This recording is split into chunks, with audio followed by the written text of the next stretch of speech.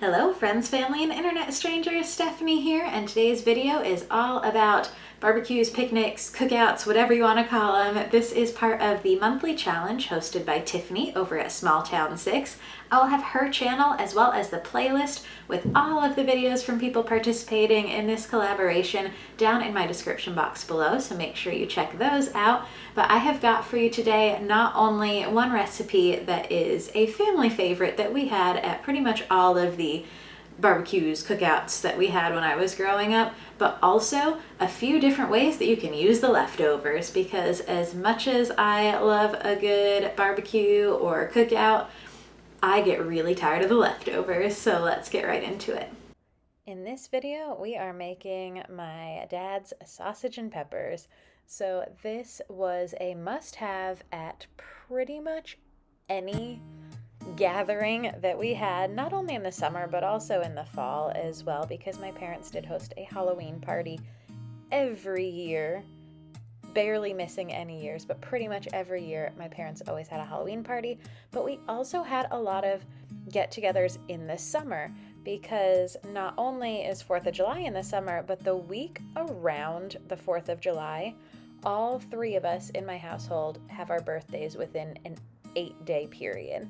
So my dad's was on June 28th, my mom was on July 3rd, and then I rounded out the week on July 6th. So there were a lot of birthday parties, 4th of July communal parties for everyone. And also we lived in tight-knit neighborhoods. In both of the houses I lived in growing up, we had a lot of neighborhood get-togethers. So sausage and peppers were pretty much a must whenever we were hosting anything. And my mom certainly loved to host parties. It's one of her favorite things.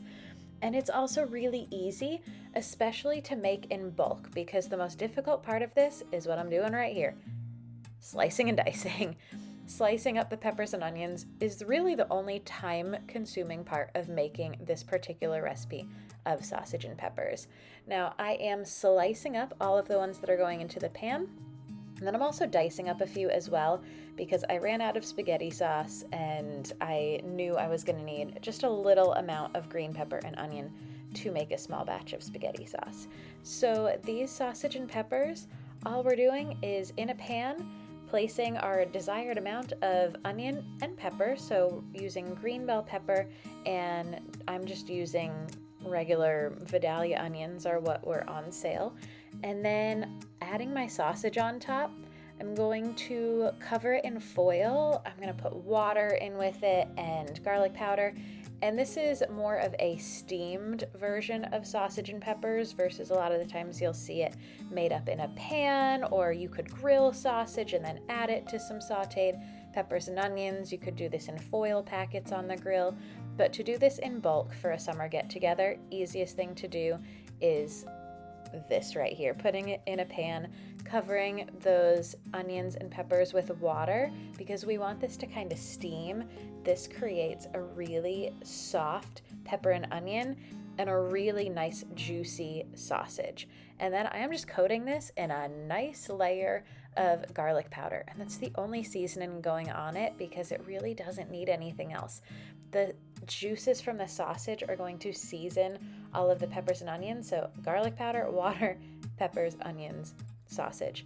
That's it. Again, this is great to make for a crowd. Now, I want to know in the comments down below, do you call it a barbecue, a picnic, a cookout, a party? What do you call the get-togethers that you may have as a group in the summer? These went into the oven at 375 until the sausages were fully cooked through, so make sure you're not serving raw food to your guests. Mine were done in about an hour, 10 minutes or so, just because it was such a small batch. Larger batches will take longer. Serve these on rolls. You can serve them plain, serve them with ketchup and mustard. My dad always just had mustard on his. I would eat mine plain, but I do also enjoy these with marinara sauce. So next up, we have got how to repurpose the leftovers, because that is one of the hardest parts of having a party, is getting rid of all of the leftovers afterwards. I am not a big fan of leftovers, so anytime I can repurpose them into something else, that's going to be a game changer. So I really enjoy sausage and peppers with marinara sauce. So you can have these on a roll as a sub in a similar manner to how you might do a meatball sub with some marinara sauce, mozzarella cheese, and then put it in until everything melts into the oven, and that would be really, really good. But I have been in a big pasta phase lately where I just want pasta most of the time. The downside to that is I have run out of my stock of spaghetti sauce, which I do make myself. I didn't plan on making any for the summer. I normally make this more in the fall because I don't want to heat up the entire kitchen. But I decided to try a small batch in the Instant Pot.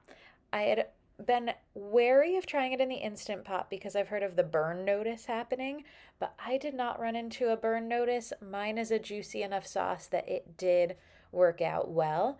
So if you want to see how I make my sauce in detail, you can check out the link in my description box down below to my sauce recipe. And then also for the Instant Pot, all I did to modify it was really nothing to modify it, but the timings of it would have been that I cooked it on high pressure for 25 minutes and then let it do a natural release afterwards. So once my sauce is done and I have restocked a little bit on that, I'm just chopping up my leftover sausage and adding some of the peppers and onions into the sauce, heating this up on the stove until my sausage is warmed back through, and then adding this to a bowl of pasta, putting some Parmesan cheese on top. And this garlic bread I made was really good. It was just garlic, herb butter, and mozzarella cheese in the air fryer until the cheese melted, about 5 minutes at 375. Next up, flatbread sounded good. So you could do a pizza, you could do this as a non-pizza, you could use regular pizza dough. I found flatbreads on sale. This is a flatbread from Aldi, and it came in a 2-pack. So I'm just doing one of these in my air fryer. You can see I'm doing this right on my air fryer basket because I didn't feel like dirtying an extra dish that wasn't necessary. So I am spreading out some of my sauce on top. Normally for pizzas, I wouldn't use my spaghetti sauce, but it did work out well on this, so I may have to try using that to make pizzas now. So I spread that out, and then I used sheets of mozzarella, so the slices, that would be the proper word, slices of mozzarella, because that is what was the most cost effective for me when I was doing this. I grabbed some of the sliced mozzarella, but again, shredded would be fine as well, and topped my flatbread with that. And then I also wanted there to be a little bit more sauce on this. I do like a good saucy pizza, so I put a little bit more sauce on top of the cheese, not a ton. I didn't want to drown the cheese, but I thought it would be really good, and I was right. This flatbread was so good. I thought the pasta was going to be my favorite way of using the leftovers, but I wished I had had more to make more of these flatbreads, because this was a really, really good way to use this up, to the point where I might make more sausage and peppers just so that I can make this particular way again. So here you can see that sauce is going on, and then I'm just going to take my chopped up sausage and peppers that are left over. This was the last of my leftovers, so I had one last piece of sausage left, and then the rest of those peppers and onions. They're just going right on top, and then this is going to go into the air fryer for approximately 8 minutes. I do like a softer crust, but with how much sauce and the way I did the cheese on here with the sliced cheese versus the shredded, I decided to give it a little extra time, and it came out perfect at 425 for about 8 minutes. And that also warmed through all of my sausage, pepper, and onion leftovers there. And again, I cannot recommend this enough. If you're gonna try anything out of this video, of course you would do the base sausage and peppers recipe, but this one right here, highly recommend. Don't forget, this video was part of a collab, so make sure you check out the playlist down below in my description box, and also Tiffany's channel if you haven't checked it out already, so that you can get more ideas for amazing summer get-together foods. I hope that gives y'all a lot of inspiration, and again, I really do hope that y'all try this one. Thank you so much for watching. I hope y'all enjoyed this video and that you'll give these sausage and peppers a try, especially if you're gonna use them in one of the ways that I did my leftovers, because both of those were really so delicious. So I hope y'all found some inspiration here, and if you haven't already, hit that thumbs up button if you enjoyed it. I hope you would, and also hit that subscribe button so you don't miss any more content. Thanks for watching.